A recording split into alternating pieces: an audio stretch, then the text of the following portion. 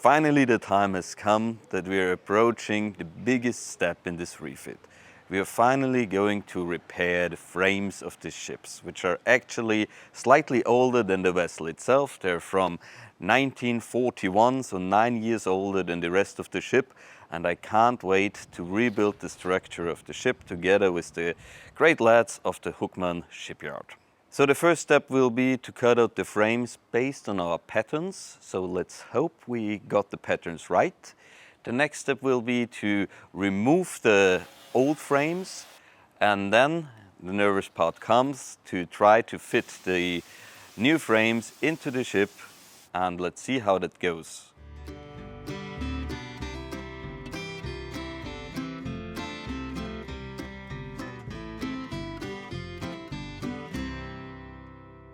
That's why we picked this shipyard here, because the hull isn't even dry yet, and soon we will start to repair the structure of the ship.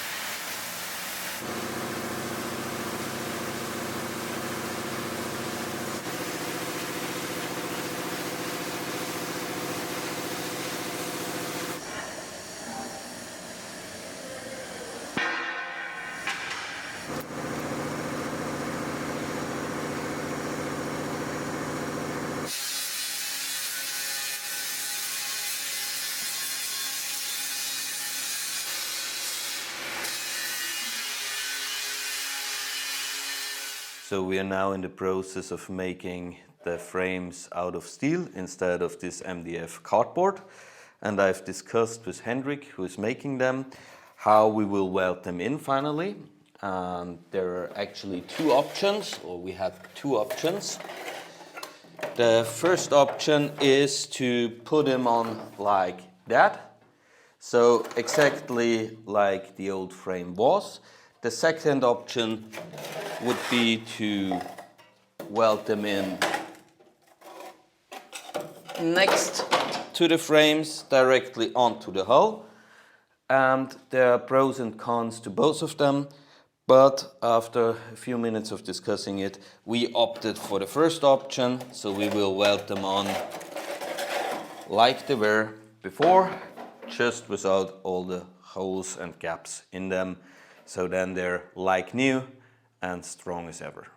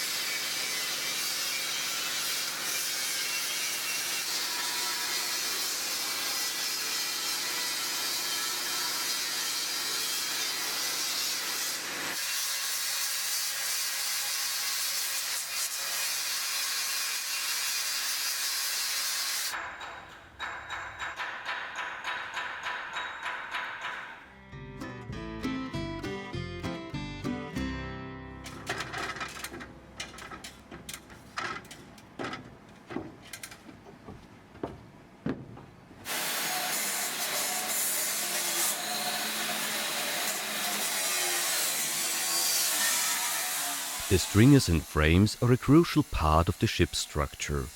They give the hull its strength and help Flying Coney maintain her shape. So cutting them out while the ship was sitting on dry land felt a bit like removing the bones from a skeleton and hoping everything would stay in place. Without the support of the surrounding water, there was always the possibility that the hull could deform. To avoid taking any unnecessary risks, we developed a careful plan together with the shipyard. We only removed the stringer on one side of the ship and only 2 frames at a time, spaced far apart from one each other. We knew the risks before we started, so every step was carefully considered. Throughout the entire process, we kept a close eye on the hull and made sure we never removed more structure than absolutely necessary. Thanks to that cautious approach, the repair went exactly as planned. Flying Coney held her shape perfectly, and we were able to replace the damaged frames and stringers without causing any unwanted movement in the hull.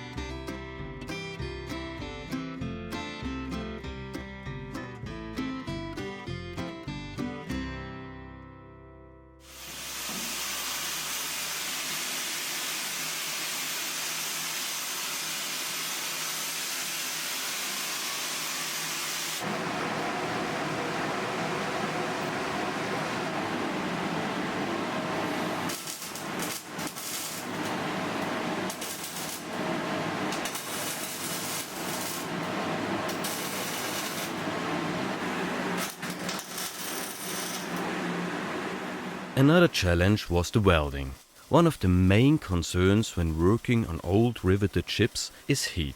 Introducing too much heat into the hull can cause the steel to move, which in turn can put stress on the rivets holding the ship together. In the worst case, rivets can loosen and start to leak. And since the new frames had to be welded directly next to the existing rivets, this was something we had to take very seriously.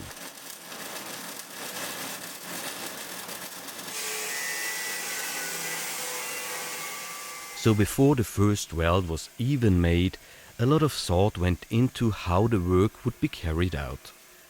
The welders carefully selected the welding settings to create strong structural welds, while keeping the heat input as low as possible. They also worked in short sections and paused regularly, giving the steel time to cool before continuing. In the end, everything went according to plan. The new welds are strong, the rivets remained unaffected, and the blade seam stayed completely intact.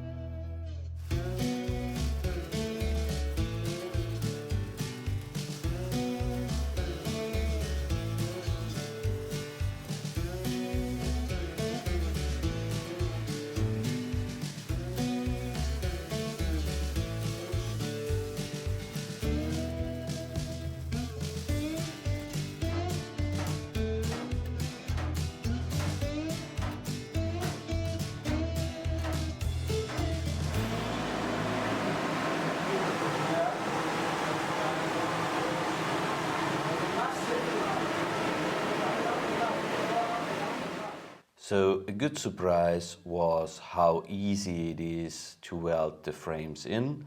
I mean, the frames are from a wooden warship, so they're from 1941. That's quite old, and it's a relief that it's possible to weld them in. More negative surprise was how easy it was to remove the stringer. That's actually not too good.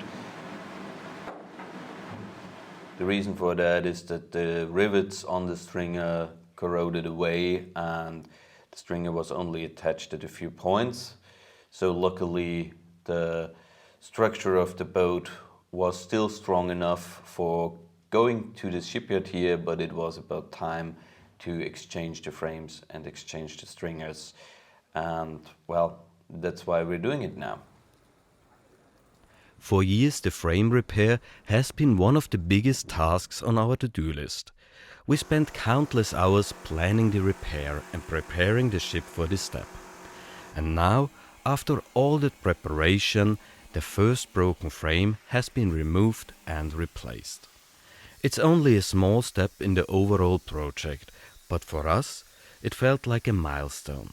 Not because we've completed much of it, but because we finally reached the point where new structure is going back into the ship.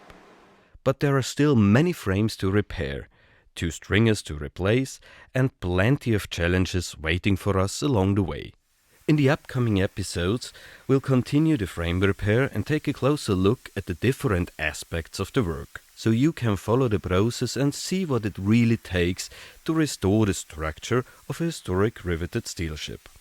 But none of this would be possible without the incredible support from our Patreons. So a huge thank you to all of you who help to keep this project moving forward. Your support truly makes a difference and allows us to continue restoring Flying Coney step by step. And if you'd like to support this project as well, you can check out our Patreon page. We share real-time updates there, so if you'd like to see what we are currently working on behind the scenes, that's the best place to follow along.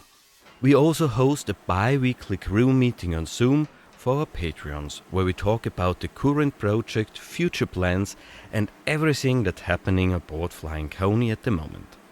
So if you'd like to join us there and follow the restoration a little more closely, we'd love to see you there.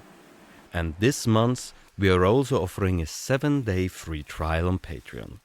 So if you're curious about the real-time updates and the crew meetings, you can try it out completely free of charge and see if it's something for you. We truly hope you enjoyed coming along with us for this first part of the frame repair, and maybe even learned a little more about what it takes to restore the structure of a historic riveted steel ship. Thank you so much for watching, and we'll see you next Friday.